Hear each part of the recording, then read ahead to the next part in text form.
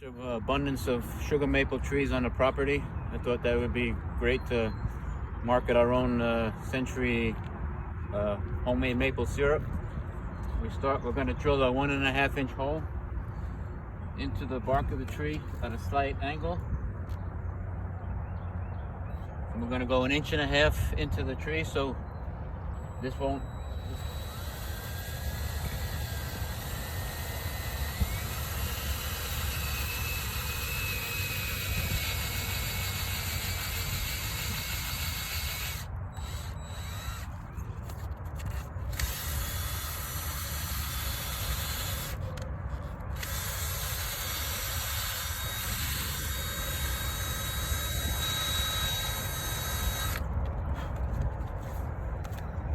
I'm going to clear out a hole of any debris.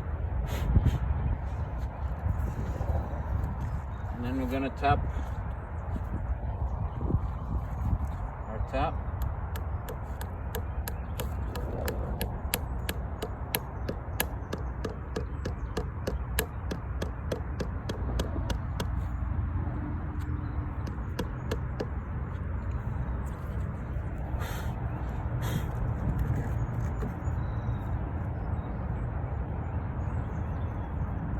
Hopefully, if the conditions are right, we should fill this up in about two or 3 days. And then we're gonna take that further. We'll start the boiling process. But this is part one of our maple syrup process for Century Country Club. So it's been about 2 days now since we tapped the trees here. And this bucket here, we're showing about 2 gallons of sap already. So we have 10 trees that we tapped, so that's going to be roughly about 20 gallons of sap that we're going to get today. So I'm just going to transfer that sap into this bucket, and I'll collect the sap from all the trees, and we're going to take it up to the main kitchen where we're going to do the boil. Now this bucket stays on the tree for another couple of days, and with the warm weather that's coming, we're probably going to get another 20-30 gallons of sap from these trees before it taps out. So that's what we're going to do right now, and as you can see, I'm going to pour this, and it has a little ice in there, which is okay, and this is the amount of sap that we got from the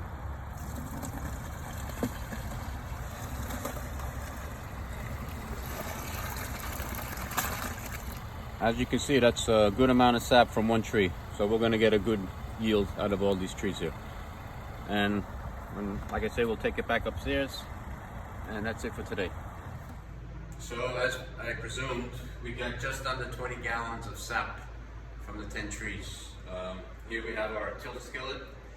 We're going to basically boil this down to 1/4 of its volume, which is going to take anywhere between 6 and 7 hours to boil this down to 1/4 of its volume.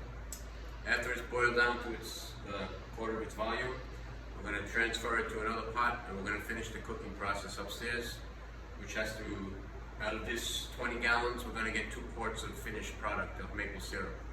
And that has to be 7 degrees above boiling point, which is 219 degrees. We'll put a candy thermometer in that pot, and we have to monitor it carefully because it can burn very easily at that point.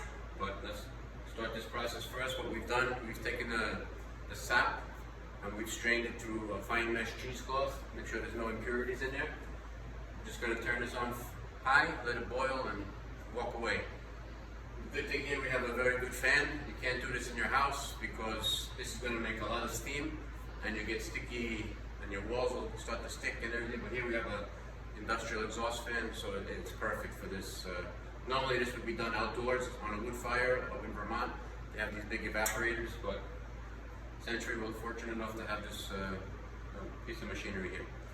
Until next time, we will finish the product once again.